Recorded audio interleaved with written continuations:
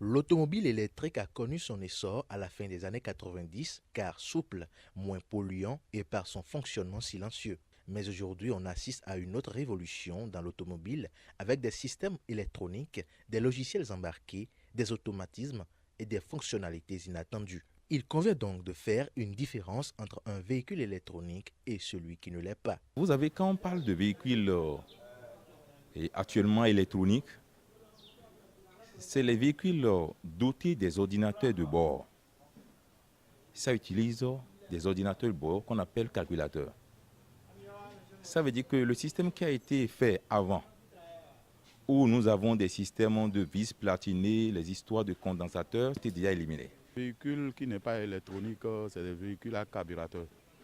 Et le carburateur, lui, l'essence vient par la pompe et vient directement dans le carburateur et ça démarre.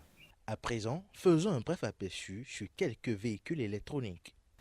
Voilà le calculateur de ce véhicule qui se situe ici, juste après la batterie. Donc c'est son ordinateur du bord, ça. C'est ça qui contrôle le système d'injection, le système d'allumage et pratiquement tout. Le calculateur mesure le nombre d'essence qui va venir ici. Parfois, quand le calculateur est défectueux, et la quantité d'essence augmente. Et parfois, si la quantité d'essence augmente, le véhicule peut refuser.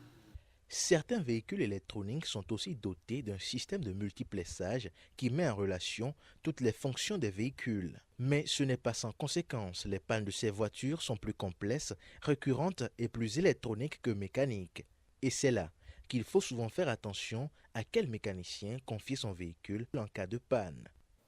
Celui qui utilisait un ancien véhicule et il a acheté une nouvelle voiture et son mécanicien n'a pas pu se perfectionner dans cette nouvelle marque et il n'a pas pu être honnête, refuser non plus pour dire je ne maîtrise pas et il se jette dessus avec des tâtonnements sans des outils adéquats pour pouvoir détecter la panne réelle.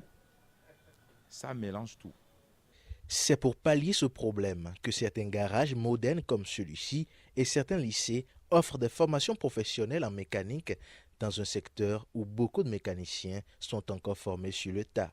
Mais réparer un véhicule électronique, c'est d'abord une affaire de matériel et il coûte cher pour le mécanicien moyen qui quand même arrive à s'en sortir. Nous arrivons à réparer, mais parfois il faudrait que le scanner intervienne avant qu'on ne trouve la panne.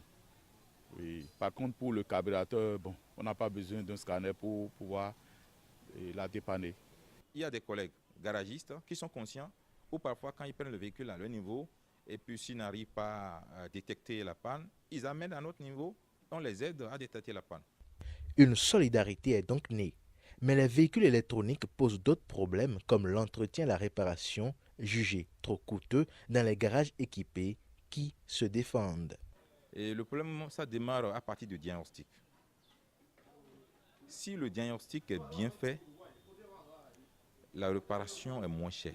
Le mécanicien automobile, ce métier qui mêle désormais informatique pure et dure et électronique, est désormais une profession d'avenir dans le secteur des nouvelles technologies.